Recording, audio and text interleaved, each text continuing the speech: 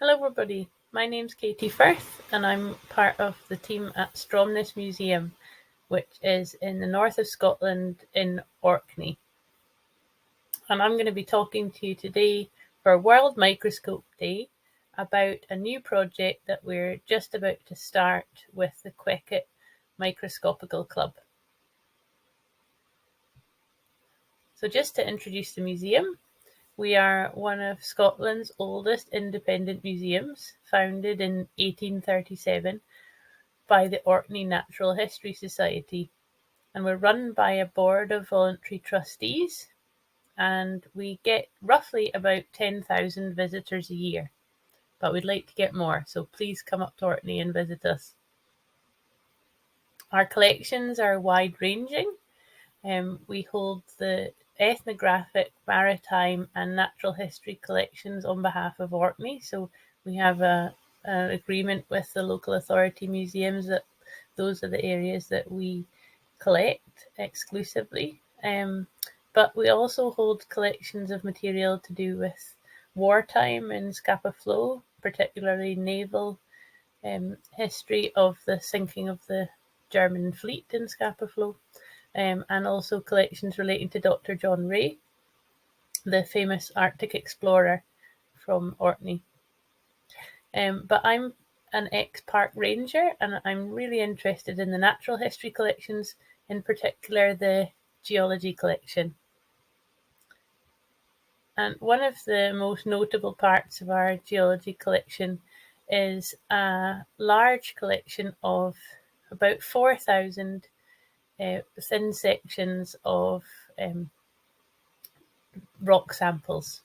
And they were donated by this gentleman, Ted Kellock, who lived in Orkney during the 1950s and 60s, and he worked at Scapa Distillery as a customs and excise officer. And he collected mainly igneous and metamorphic rocks from Orkney and Shetland and other parts of Scotland, but also worldwide as well. And he donated his rock sample collection to the museum.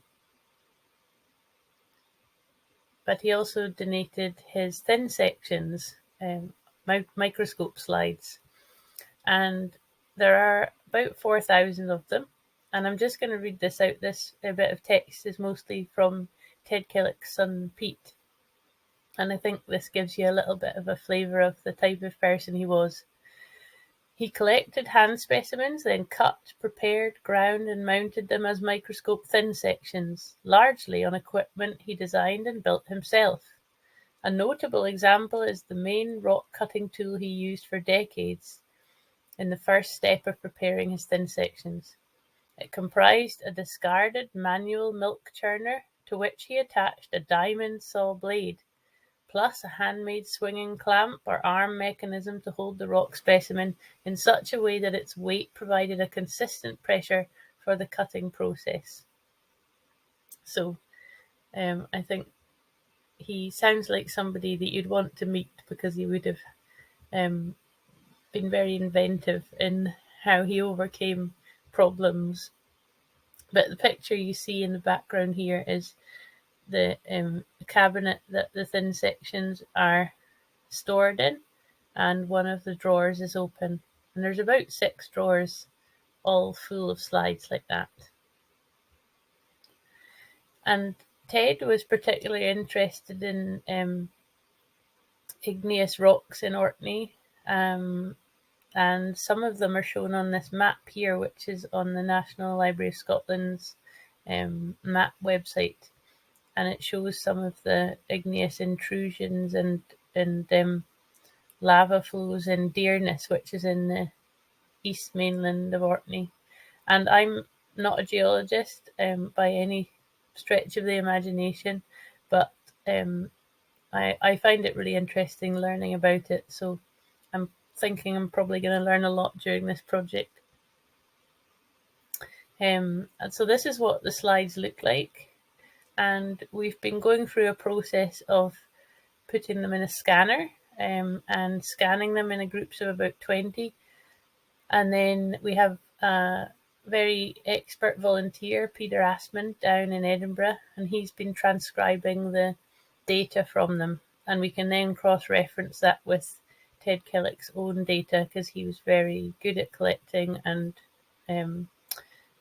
keeping good records of where he found the rock samples. So I would say this project, we're going to continue that work and probably speed it up, because it's been very sort of drip feeding over the last year or two. And one of the things we've sort of almost completed is a repacking of the Ted Kellock rock collection. So you can see here the type of packaging that it was in, very of its time. Apparently Ted really liked biscuits, so there's lots of old biscuit tins, a lot of them really rusty. And I also think he was very of his time in that he didn't waste anything, and obviously reused a lot of packaging. So we have old milk cartons and old baby formula bags, and it's been quite delightful really looking through all that. However, a lot of it was sort of perishing and falling to pieces, so it was really important that we tried to capture the information on the bags and on the rock samples themselves, so that that information wasn't lost. So the picture in the bottom right, you can see some of the new boxes that the rocks are stored in. And another major advance in us getting to grips with these slides was the donation of a fancy microscope which can take photographs, and it can look at the thin sections in plane polarized and cross polarized light, which is essential for being able to look at the different minerals in the rocks.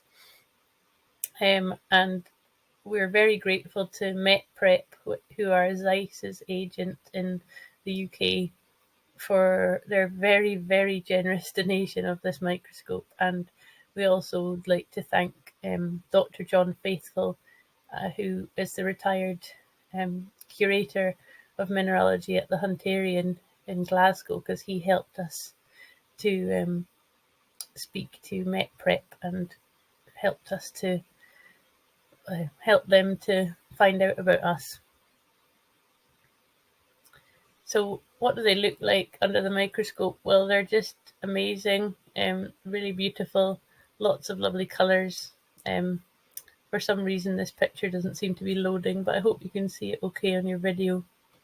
And we're even hoping that we might be able to make some produce for our shop inspired by the contents of the slides, because I think non-geologists can also appreciate their beauty. This one's loaded up a bit better. So we were lucky to find out about the Quekett Microscopical Club through a local member, Alan Jones, and he put me in touch with Chris Thomas, who's on the Quekett committee, and we came up with a project that Quekett were generously funding for us. So the project is going to involve getting the slides online into the museum's online catalogue, because at the moment they're not publicly available for people, researchers to find. So that's kind of one of the main steps. And another step is to digitally photograph them. Not all of them probably, but we're going to start with the Orcadian rocks. We're going to involve volunteers, so people will help us to scan them and transcribe the information, but also hopefully learn how to photograph them too. And we're going to do some outreach, so events, public talks, school workshops, and just get the rock slides out there so that more people find out about them. And that's going to last for a year. Just one more slide. This is our website, stromnessmuseum.org.uk, and this is the catalogue that you can search at the moment. So this is what we're planning to get the Ted Kellock collection into, so that you'll be able to search if you're looking for rocks, and even worldwide, some of his samples are from. You'll be able to look for them in our catalogue. So if anybody would like to contact me about this and find out more, this is my email address, and I'd love to hear from you. So thank you very much, and I hope you all have a good World Microscope Day. Bye.